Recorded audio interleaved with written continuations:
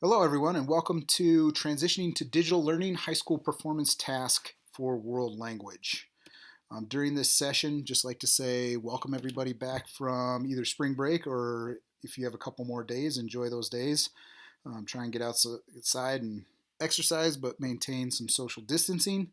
Hopefully, this will all blow over soon. The purpose of this session is to acquaint you with the purpose and structure of the performance task, give you some guidance for supporting students in the completion of the task, and then also provide you information on how to access support. First of all, before we get started, I'd like to give a huge thank you to your advisory group members for giving up their time on spring break to create this task. One of the advisory members, Katie, was traveling across Nebraska while doing this, so that was interesting. But next time you see them, make sure you give them a big, huge, either virtual air high five, or hopefully we'll see each other soon and you can actually give them a real high five. But their work is much appreciated in this. So just to give you an overview of what's going on with high school learning as far as transitioning into this digital space. If a student is in 9th or 10th grade in any of the core classes, so social studies, English, math, or science, or is off track to graduate, they're going to be using Edgenuity, which is our credit recovery platform. They're going to be participating in that to try and get their credits to get them back on track to graduate and or keep them on track if they're 9th or 10th graders. Any concurrent enrollment classes will continue to use their syllabi and their materials, but they will just be transferring to a online virtual learning experience.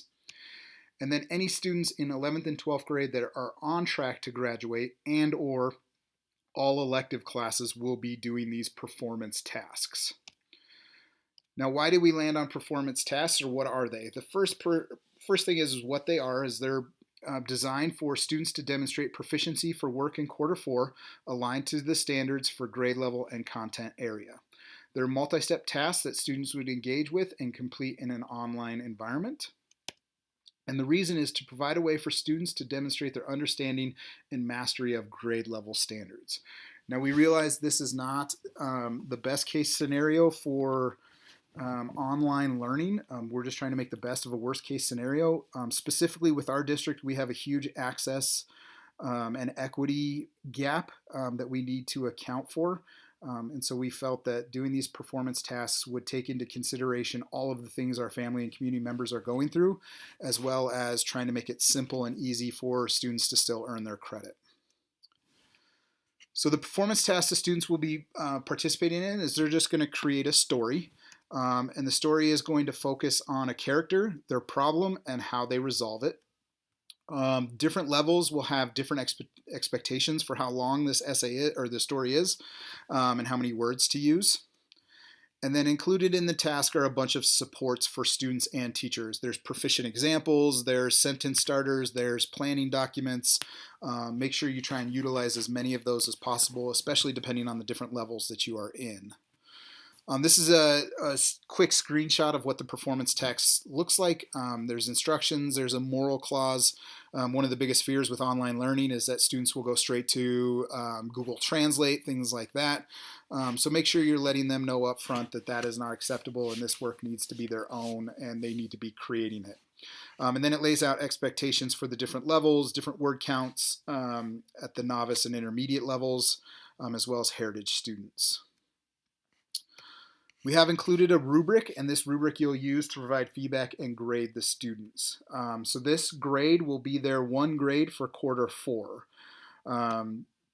So through the Google Classroom that you create, students will be submitting their performance task, their story.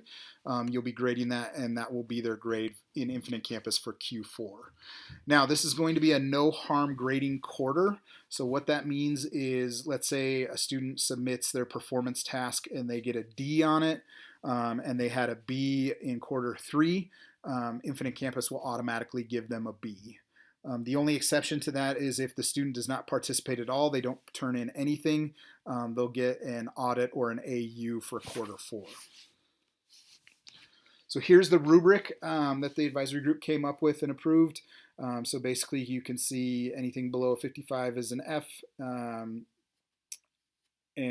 basically that means they use Google Translates or something like that.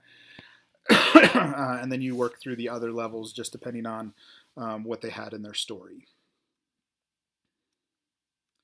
So a couple of things to keep in mind and consider as we are going through this process. Please try to take care of yourself, number one, your students and your teammates as well, and then also give care and support to your admin and me as well as we're all working through this process together. This is a brand new thing. I know Avenues has done it for a long time, but even at Avenues, they have some face-to-face time with kids. So this is a whole new experience for a lot of us. So let's just take care of each other and put that out there as much as we can. Also allow grace, not only with your students and your teammates and support staff and things like that, but also with yourself. Like you got to make sure that you're okay with making some mistakes because this is a new learning process for all of us, especially for me. I know I'm going to have to give myself grace and not beat myself up over mistakes that I'm making as well. So that's another one. Simplicity. This is one of the reasons that the performance task has come to light, is trying to keep things simple for kids because we know that they're dealing with a lot of different things. Parents might be homeschooling kids, you're homeschooling kids, possibly you're taking care of dependents. Older students that you have in high school might be taking care of their younger kid or younger siblings. They might be homeschooling them as well. So we're going to try and keep this process as simple as possible. With simplicity, also allow for some flexibility, specifically time. You don't necessarily have to put time constraints on this. Obviously, they have to have their performance task turned in by May 21st. That's the last day of the quarter. But hopefully you'll build in some structures and processes to get them trickling in so you don't get them all in at that one day. But allow some flexibility with that. Then the main point for these performance tasks and this process is to maintain a healthy work and life balance. I think one of the things that the board, Rico and Andre all realized right away is that the majority of our staff are going to be working from home, but also trying to homeschool their kids or taking care of dependents as well. So try and maintain that healthy work balance. When we talk about time that you'll actually be in front of your students, you'll kind of understand that a little bit better. But the hardest thing to swallow is that there's not going to be an actual 7 to 3 o'clock teaching job. Like you're not going to be doing direct instruction in front of kids, and that's going to be hard. But it'll allow you to maintain that healthy work and life balance. And then the last thing to remember and keep in mind is that we still need to offer differentiation, especially for our ESS students and our ELL students. So make sure that you're meeting goals on IEPs and accommodations for 504s and things like that. And then also providing language supports for our ELL students, which really doesn't apply to world language as much as other contents, but keep that in mind. And then your role as a teacher in this online experience is to, at minimum, you're going to create a Google Classroom and post your performance task in there. If you've never done that, we've got some support set up for you, you'll see in the next coming slides. And then to also have daily interactions with students. So you're going to set up office hours where your students can click into a Google Hangout, ask you questions, interact with you. You can continue to build those relationships that you already have with them. And things like that. And then always, if you need to check in one-on-one with students, you can either do that through a Hangout or through email.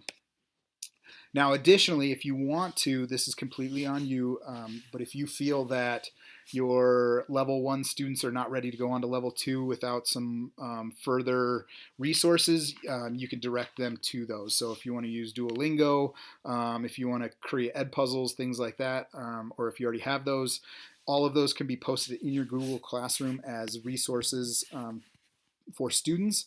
The only problem with that is that you cannot assign assignments and or have any expectations or grades with those. So treat them like they truly are as just resources for students.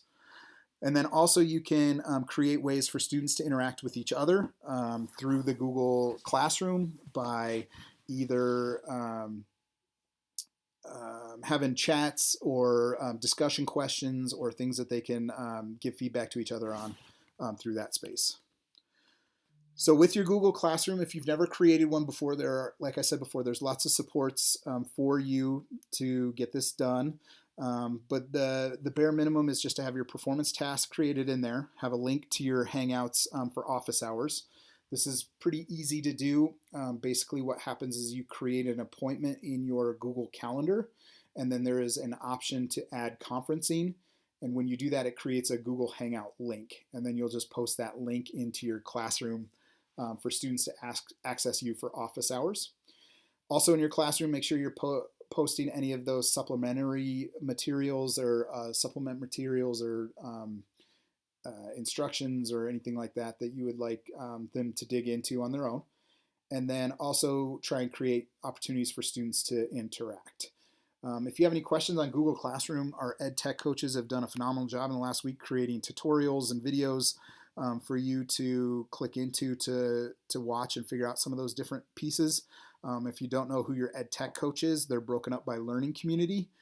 So just find your building on this chart. You'll have access to this PowerPoint. I'll send it out with this video, with the performance tasks, with all those things that you need. But Greg, Kyle, Jan, and Dusty are great people, and they're willing to help you in any way that they possibly can. So if you need additional support after that, please feel free to always reach out to me, klweb@aurorak12.org.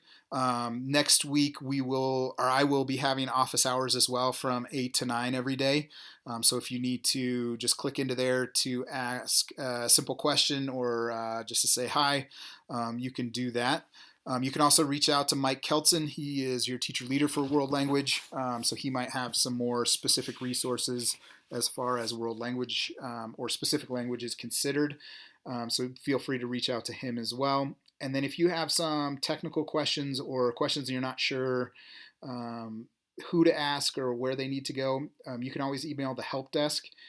In this time of online learning, they are going to be almost like a filter system for questions, and they will get questions to the right people that need to answer them. So feel free to reach out to them as well. If those office hours don't work for you, if that's when you have your office hours or whatever, just reach out to me by email, or you can always, or we can jump on a Hangout, or you can always call me. My phone number is listed on the bottom of all of my emails, and that's my personal cell. So give me a call if you need to as well. So again, a huge thank you to all of you for the work that you are about to do and this journey that you're about to embark on. I know it's kind of scary and still a lot is up in the air, but hopefully in the next couple of days, you'll check in with your building and they'll have a better plan for you as far as those office hours goes. And we can hit the ground running on Tuesday with some experiences for kids.